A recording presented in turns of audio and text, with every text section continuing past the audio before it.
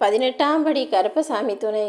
என் தங்கப்பிள்ளையே, இப்போது உன் மனதில் இருக்கும் வருத்தமும் வேதனையும் உன் கவலைக்குரிய காரணங்களும் எல்லாம் எனக்கு தெரியும். நான் என்ன தவறு செய்தேன்? என்னதான் பாவம் செய்தேன்?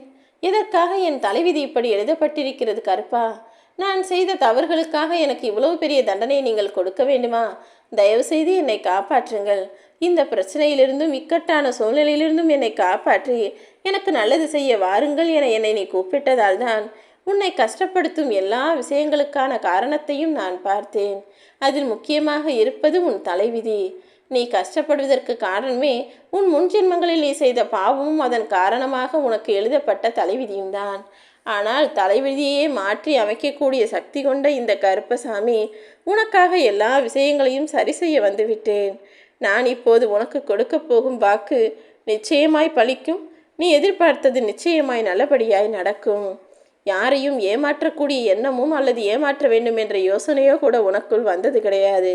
அப்படி இருந்தும் உன்னை அடுத்தவர் ஏமாற்றி இருக்கிறார்கள் என்றால் நீ வாழ்க்கையில் தோற்று போகவில்லை என் தங்கமே. ஏமாற்றுவதை காட்டிலும் தோற்று போவது நல்லது, மரியாதைக்குரியதுதான். நீ தோற்றதால் தானே அவர்கள் முன்னாடி நீ ஜெயித்தே ஆக வேண்டும் என்ற விடாப்பிடியான வைராகியம் உனக்குள் வந்தது. உன்னை ஜெயிக்க வைப்பதற்காக நானும் இப்போது உன்னை தேடி வந்து விட்டேன்.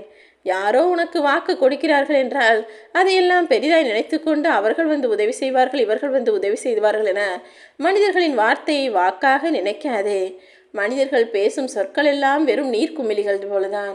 அவர்கள் 4 பேர் இருந்தால் ஒரு மாதிரியும், யாரும் இல்லாவிட்டால் ஒரு மாதிரியும் பேசுவார்கள். அதாவது 4 பேர் முன்னால் நான் உனக்கு அது செய்கிறேன் இது செய்கிறேன் என கொடுக்கும் வாக்குகள் எல்லாம் வெறும் நீர்க்குமிழிகள் போலதான். நீர்க்குமிழிகள் என்பது நீர் பெரிதாக முட்டை வடிவில் இருக்கும். காற்று அடிக்கும் போது அது தானாகவே கரைந்து காணாமல் போய்விடும் அல்லவா? அதேபோல்தான் அவர்கள் சொன்ன சொற்களும் காற்றோடு காற்றாய் கரைந்து மறைந்து போய்விடும். யார் என்ன சொன்னாலும் அதையே நம்பி காத்திருக்காமல் உன்னுடைய செயல்கள் மூலமாக நீ முன்னேறி முன்னுக்கு வரப்பார். எந்த செயல்களையும் செய்ய தொடங்கும் போது நீ சிறியதாக செய்ய தொடங்கு. ஆனால் உன்னுடைய யோசனையும் நீ வெற்றி பெற வேண்டிய எண்ணமும் உனக்கு பெரியதாக இருக்கட்டும்.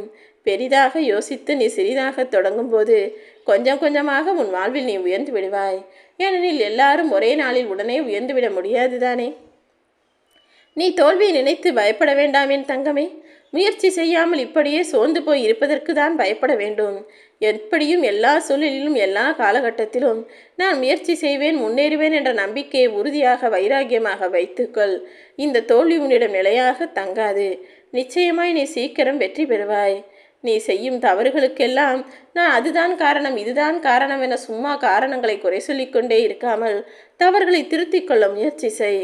சில மனிதர்கள் தான் செய்த தவறுகளுக்கு அடுத்தவர்களை காரணம் சொல்லிவிட்டே இருந்தால் அவர்களுக்கான வாய்ப்புகளும் தள்ளி போய்கொண்டே இருக்கும். இறுதி வரை நீ அதை பெறவும் முடியாது. அதனால்தான் தவறுகள் நடக்கும்போதே அதை திருத்தி கொண்டு அதை சரி செய்து உன்னுடைய லட்சியத்தை அடைவதற்கும் பெறுவதற்கும் தயாராக என சொல்கிறேன். கர்ம வினைகளும் கஷ்டமும் எவ்வளவுதான் உன்னை நோக்கி வந்தாலும் அத்தனையும் துரத்தியடித்து காணாமல் போகச் செய்வதற்கு இந்த கருப்பசாமி நான் இருக்கிறேன். உன் சக்தியை பலப்படுத்தி நீ உன் வாழ்வில் ஜெயிக்கப்பார். எல்லா பிரச்சனைகளும் உன்னை விட்டு காணாமல் போகும். எந்த சூழ்நிலையிலும் நீ கஷ்டப்படாத அளவுக்கு உனக்கு இஷ்டமான விஷயங்களையெல்லாம் இந்த கருப்பசாமி நான் நடத்தி கொடுக்கிறேன். எந்த ஒரு சூழ்நிலையிலும் இப்போதைக்கு பொய் சொல்லி தப்பித்து விடலாம் என யோசிக்காதே. பொய் சொல்லி தப்பிப்பதை காட்டிலும் உண்மையை சொல்லி மாட்டிக்கொள்ளலாம் என மனதளவில் தயாராக இரு.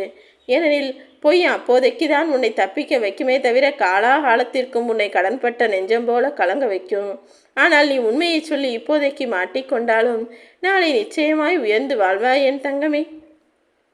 ஒவ்வொரு நாளையும் நீ மகிழ்ச்சியுடன் வாழ வேண்டும் என்ற எண்ணத்தை மட்டும் உனக்குள் வைராகியமாய் வைத்துக்கொள்.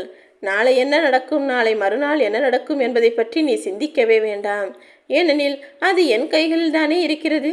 அதை நான் பார்த்து கொள்கிறேன். நீ எப்போதும் விதியை பற்றி யோசிக்க வேண்டாம். மற்றவர்கள் செய்யும் சதியை நினைத்தும் பயப்பட வேண்டாம்.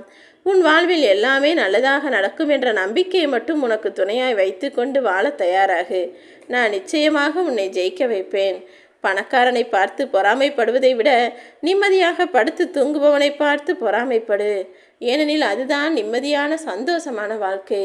மனிதர்கள் எவ்வளவோ காசு பணம் சம்பாதித்து வைத்தாலும் நிம்மதியும் தூக்கமும் அவ்வளவு சுலபமாக வந்துவிடாது. நீ நிம்மதியாய் சந்தோஷமாய் தூங்கி நிலையான மகிழ்ச்சியை அனுபவித்து வாழ நினைத்தாலே காலாகாலத்திற்கும் உனக்கு வெற்றிகள் பின்தொடர்ந்து வரும். நீ எதிர்பார்த்த செல்வமும் சம்பாத்தியமும் உன்னை நோக்கி வந்து சேரும். காசு பணம் என தேடி தேடி அலைந்து கொண்டே இருந்தால், ஓடி ஓடி உழைத்து கொண்டே இருந்தால் யார்தான் உனக்கு நிம்மதியை தருவார்கள்? எப்படி உன்னால் சந்தோஷமாய் மகிழ்ச்சியாய் வாழ முடியும்? அதனால்தான் நீ மகிழ்ச்சியாக வாழ்வதற்கு உண்டான வேலைகளை செய். மற்றதை இந்த கருப்பசாமி நான் பார்த்து கொள்கிறேன் என்று சொல்கிறேன். யார் உன்னை புரிந்து கொள்ளவில்லை என்றாலும் பரவாயில்லை. நீ யாரையும் தவறாக புரிந்து கொள்ள நினைக்காதே.